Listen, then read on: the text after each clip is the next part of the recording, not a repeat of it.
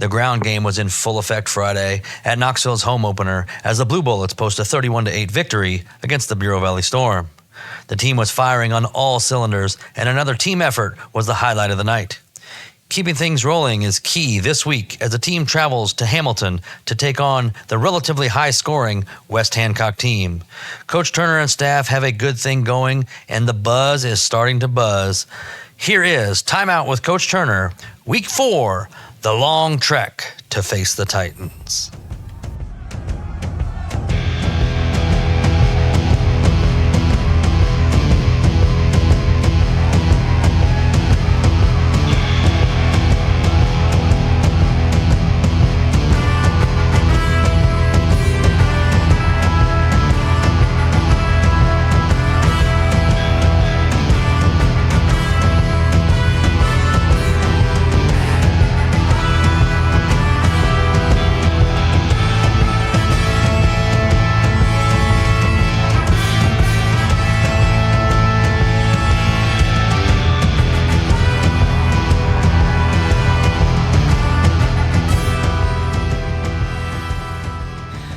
I am back following the Week 3 game here with Coach Turner. We welcome Bureau Valley to town for the home opener of the 2025 season, and Knoxville pulls off another big win, 31-8 over the Storm.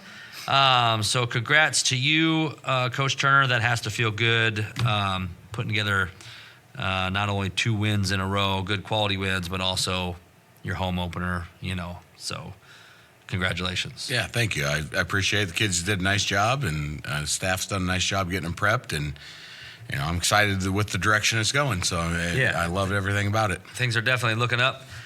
This game saw 386 yards of ground game. A quick rundown. You had Bryden Walters, 9 carries for 125 yards and a touchdown. Easton Harshbarger had 6 carries, 89 yards and a touchdown. Rushing touchdown. He also had a receiving touchdown too. James Long, 8 carries for 82 yards.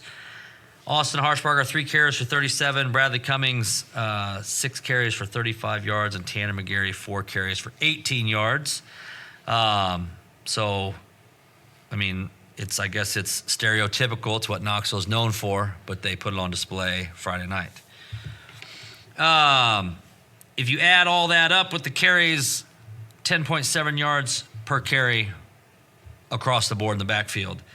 So from a coach's standpoint, I guess what kind of confidence does that give you knowing you have 6 guys at least to share the load to give you different options? Yeah, as you read through the stats there, the balance of carries, like they can't just key in on one guy. Yeah. We got multiple guys, and like we say every week, it starts up front. Like it's easy to run behind a good O-line, and the O-line's doing a great job, and that includes both tight ends or guys that rotate in at tight end, and the backs got to do a great job blocking for each other. We talk to them all the time. Like if you're not blocking for the guy when they're carrying it, then you can't play for us. Like it's easy to carry the ball. Right. You got to be able to block and do the other things for your teammates. So it's I don't know how well we've mentioned this, but there could be a scenario where your 3 backs are all 190 to 200 pounds and 3 of your 5 fastest guys on the team. Yeah. So not a bad problem to have. And you have Austin Harshbarger, Tanner McGarry in there. They may not be as big, but they're shifty and quick. Yeah. All those guys are doing a great job of buying in, of believing in the system and blocking for each other, and then their speed on top of it. That's when we get the home run plays. Like I'm sure we'll probably talk about some defense later, but we chased some things down from behind this week and kept them out of the end zone. The other teams are not able to keep us out of the end zone because our speed is, I wouldn't say elite, but it's close to elite. Oh yeah, I would agree with you. Even up front, we got some big guys that can move. For big guys. Yeah, when your 2 starting guards are linebackers, that's a good problem to have. Yeah. So passing. This might be a rare stat for Knoxville, but the passing game was 100% Friday night. And yes, we did throw passes. Yes, we did throw a pass. It was one pass. Cummings went 1 for 1, 55 yards and a touchdown to Easton Harshbarger. I think we might have. Did we throw a couple extra points? Threw a couple extra points, and we threw other passes. There was just some penalties that plays were called back. Okay, that's why they didn't show up on the stats then, Yep. because the play was. But anyways, that is. Hey, whatever. So following week 2, we did talk about the passing game a little bit. You said, if they're going to show us stuff, you're not going to hesitate pulling the trigger on trying things. And I know it was only one pass, but it was effective and it worked. So is that something that you and your team might be growing some confidence in? Maybe if they're not showing you what you want, we need to try something here and see what happens. We work our pass game at least 20 minutes a week, which is probably odd for a team that runs as much as we do, but we want to be prepared for every situation. Yeah. And when teams give us that, we want to take advantage.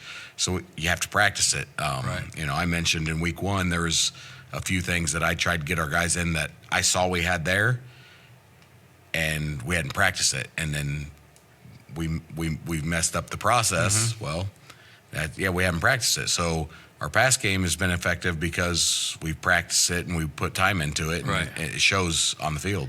And being a run-heavy team, there's no secret. Our area, not just Knoxville, but we're a run-heavy team and have been for 50 years or whatever it's been.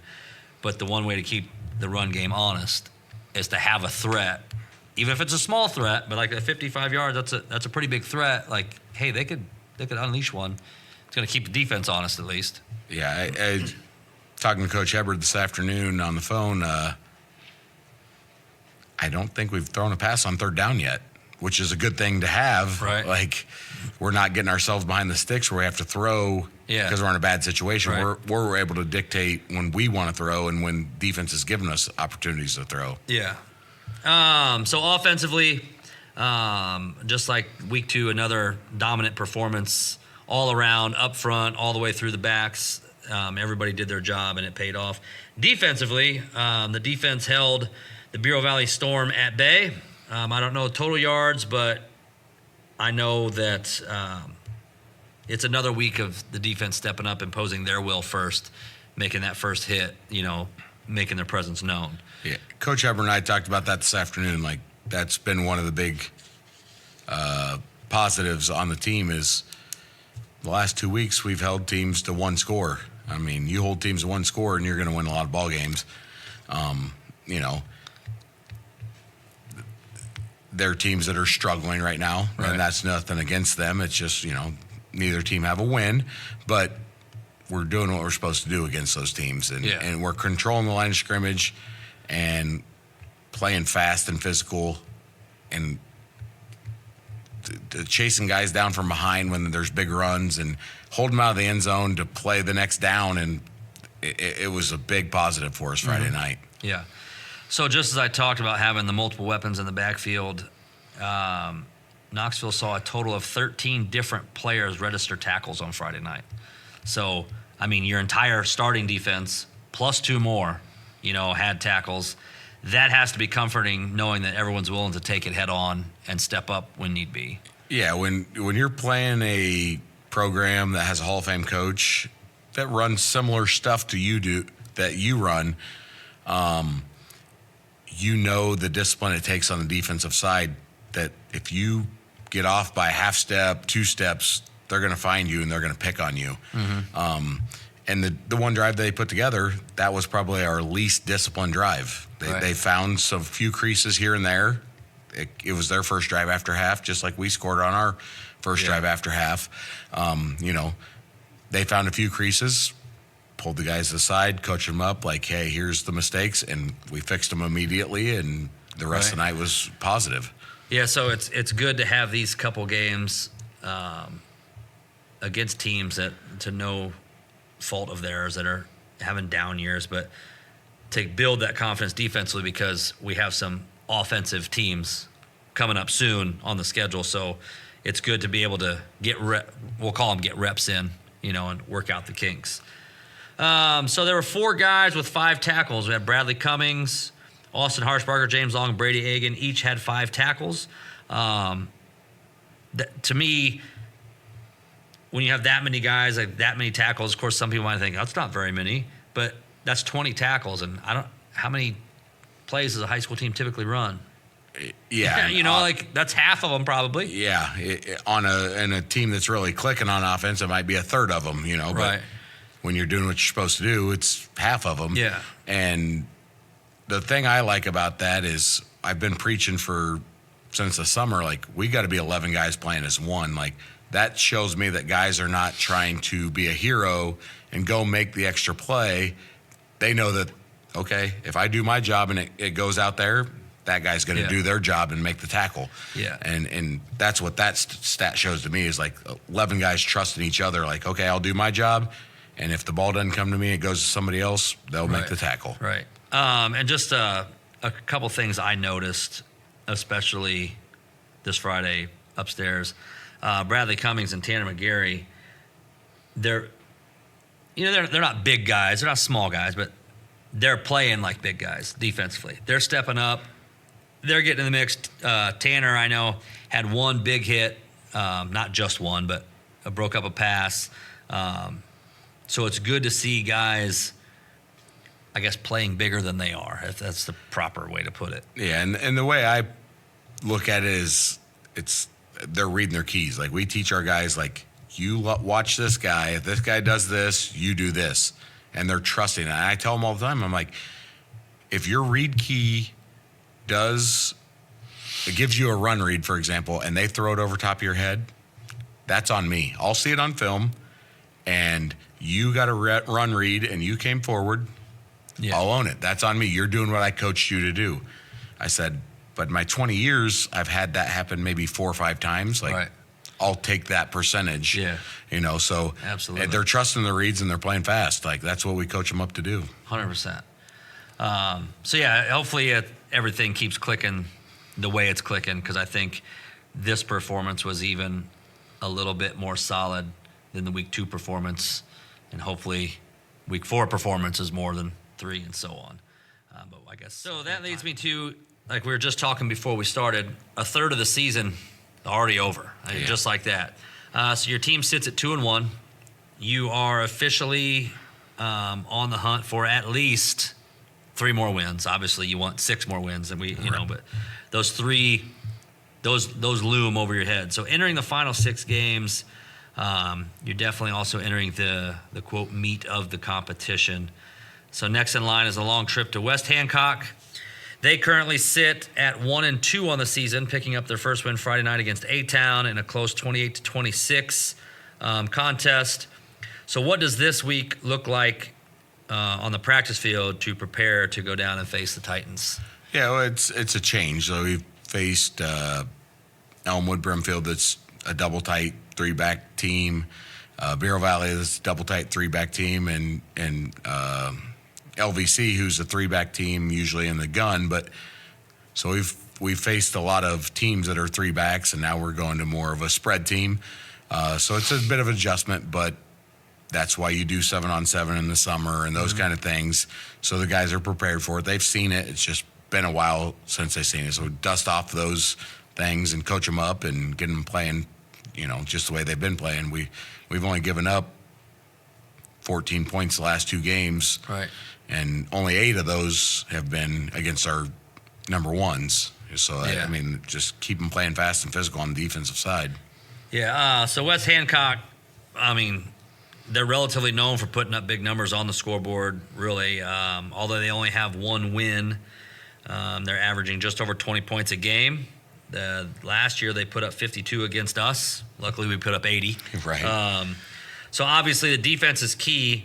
So what's going to be your plan of attack, I guess, to keep them out of the end zone? You kind of just touched on that, but yeah, key to any defense is stop the run first, and then when they get in predictable situations, take advantage, whether it be put pressure on the quarterback, play coverage, whatnot, give them different looks, keep them off balance, and get guys running to the ball and making plays.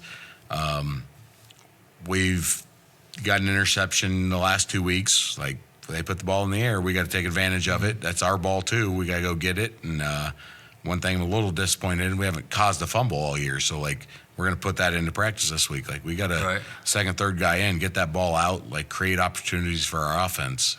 Yeah. So that just made me think. I didn't think we got one takeaway. Just one takeaway Friday. Yeah. Just one turnover, Yep. and we had just the two turnovers, right? Mm-hmm. Up until then, it's actually been pretty clean. Was that our first turnovers of the season, or I can't remember? We threw had an interception against Elmwood, but it was 30 seconds to go in the first half. Take a Right. shot, big Right. type play. So just a quick recap on this past week. Knoxville puts together another win, put it on the board, 31-8 victory over Bureau Valley last Friday. A run-heavy game with total rushing yards pushing 400. Knoxville will travel to West Hancock to take on the Titans this week in what could be a very key game to continue the much-needed momentum throughout the heart of the schedule. Just to clarify, where exactly is this game? Do they change it up or not? I don't know. Yeah, they change up between Warsaw and Hamilton. To my knowledge, it's in Hamilton. I checked with Mr. Weedman this morning. I haven't heard back from him yet on email, so I'll hear back early tomorrow, but I'm 99% sure it's in Hamilton. I know that's when we went last time. It was Hamilton, right? Yeah. 2 seasons ago, I think Correct. it was. But yeah, so hopefully it keeps rolling. I want to touch on some Friday night highlights. So Friday was a special night for a lot of people, and a lot of that credit goes to you. On top of getting your team prepared, you were going above and beyond for the sake of the community and those involved. 1990 team was honored at halftime. It was good to see the JFL kids got involved. They were on the field with them, showing their appreciation. I can't really be passing the torch, but looking up to the quote legends, I guess. Correct. We honor Joanne Gibbs and her 6 decades of Knoxville support with a moment of silence. You put all of this together, and I'm sure you've been told numerous times, but the community, not just the football, but the community appreciates all of your efforts, and it's a job well done on your part. Well, I appreciate the kind words, but this community is important to me, just like it is to 99% of the people in the community. That's why Knoxville's a special place, and that's why I wanted the job, is because not only football is important, but Knoxville cares about Knoxville. And we take care of each other. So that 1990 team, they fell on a year of 5-0, 35th anniversary, and I thought it was a perfect opportunity to honor them. And what I saw of it, I thought it went really, really well. Absolutely. And I had a lot of help behind the scenes with that, with Derek Matthews organizing, getting the 90 guys back and getting their T-shirt sizes, and then the Friends of Knoxville Football, Darcy Young and Joe Young. I feel like I dropped like 5 or 6 things off their house this week. Like, hey, can you do this for me? Right. And they just hopped right on it. And that's my big goal, is not just for football, just for the whole town. Let's tug on the rope in the same direction. We all care about Knoxville kids. Yeah, it definitely had of course, guys our age that remember that era, it definitely had that feel back a little bit. Like, I'm 43 years old. I found myself, and I had to go to the car before the game, and a lot of those 90s guys and Coach Fluette had walked up, and I spoke to him. I'm like, I kind of felt like a junior high kid again. Yeah. Like, it was weird. Like, this is kind of neat, And then going to the Legion later, seeing all those guys there, like, I enjoyed just sitting back, watching them watch themselves. Because it's like, I was just telling Rick, I just came from Rick's house, telling him, like, that's the moments what all this is about. Right. When all the other drama in the world and locally is going on, nobody thought about it. No. Right then. And, like, that is great. Yeah. And I sorry, go ahead. No, Coach Bass, a lot of people knew, a lot of people didn't, but I brought him into the locker room to give the pregame speech to the guys. And then I let those 90 guys come in and stand and listen to their coach give a pregame speech for the last time. Like, it's special all around. It's special for those 90 guys. It's special for our current kids. Like, those moments don't happen. And I knew going in, like, this group, if they can't get fired up about that not knowing Coach Bass, You're not right. knowing any of the 90s guys Yeah. other than Coach Hubbard, if they can't get fired up about that, then they don't get it. And I Right. knew that this group got it, and I knew we were going to come out and play the way we did. And it was just a special night all the way around. Yeah, because like those 90s guys, what are they? They're 53 years old, right? If they graduated in 91, I guess. But I guarantee they went back. Like, that was Coach Bass. They were in there. Yeah. I guarantee they relived it all. And Coach Bass himself, I mean, he's done this forever. He's still doing it. And it's like, he's probably like, oh, crap. This is where I first did it. Yeah. You know, like. And the speech he gave, you know, it was spot on, you know. And those 90 guys goes, I remember that speech. I heard that before. Like, it put them back in our kids' shoes. Yeah, and that was kind of cool. what it was about. You know, it was really cool all the way around. So, yeah, I also have down here, by no means am I trying to forget Darcy Young, Joe Young. They've been beyond valuable to you and to the cause. So they're taking your ideas and along with you, and they're becoming reality. Right. So that's just the way everybody needs a Darcy, you know? Right, like, absolutely. Hey, you're willing to do this and you have no, I mean, she has an 8th grader, but like, you have no stake here. But And there were some minor details that went wrong. Not minor details. There were some details that went wrong with the night that only a few people understood.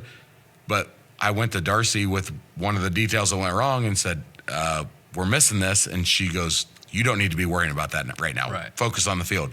And she's 100% spot on, which that's why we're doing things the right way. Like absolutely. she's trying to take those things off my plate so that my focus can stay on where it belongs with the kids.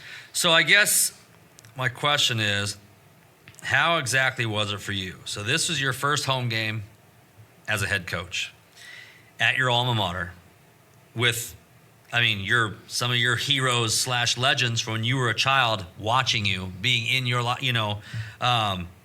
So I'm guessing for a while you weren't Coach Turner. You were like Marty the ball boy again. Yeah. Like, so how was that for you? Like you said, do you care about this community? You're back in your community, giving back what you want to do. To have a first night like that, what was it like? I mean, it brought back so many memories. Like the first football games I remember were that 90 team. Like I remember going to Des Moines in 88 just because it was a long trip. Right. And we didn't take long trips when I was that young. Right. But I remember going on, like, I remember the 90 team when they were on their run, that first round playoff game, it was Halloween night, Tuesday or Wednesday. I can't remember what night of the week they played weeknight games back then. And it fell on Halloween. And Mom said, well, we're going to go trick-or-treating tonight. I said, no, I'm going to the football game. Yeah. I'm not going trick-or-treating tonight. You know, like those memories pop back up. And then my first year being a ball boy was Coach Bass's last year as head coach at Knoxville, not his first, which this team was. And, you know, just all those memories come flooding back in. And all the guys were so appreciative and, you know, thanked me for doing it. But really the thanks goes to them. Like they created the memories for the town. Right. Yeah. And it was awesome all the way around. 100%. I agree. It was a very cool night from start to finish. The minor details you're speaking of, and I'm sure like we'll talk when this shuts off more in detail about it, but that's irrelevant. Like, that's of all the stuff, of all the positive and good that went on that, you're always going to have somebody out there, but shut up. That's just the way I look at it. 99% of the night was positive. Yeah. There was a 1%, and that happens every night. And that's just an oversight. It's in the whole scheme of things. We get it. They get it. Hopefully, whatever. Our kids in the 90s team had a great night. Yeah. And we honored Joanne Gibbs. And and you played football and you played it well. Yeah. So again, we traveled to, we believe, Hamilton. If you're heading to the game Friday, give yourself an hour and 30, 40 minutes to get there. It's just a long drive into the unknown, it seems like. But Knoxville Blue Bullets are on a roll, so hopefully if you can make that trip, you do make that trip. and we will see how it goes. Hopefully the weather breaks a little bit and it's not 90-some degrees again, but we'll be there, I guess, either way. So continued good luck to you, your staff, and your team, and we look forward to coming back next Sunday and talking about that next Knoxville win. So thank you for your time and coming out here and sitting down with me. Awesome. Appreciate it, and thanks for your coverage. Yep, no problem.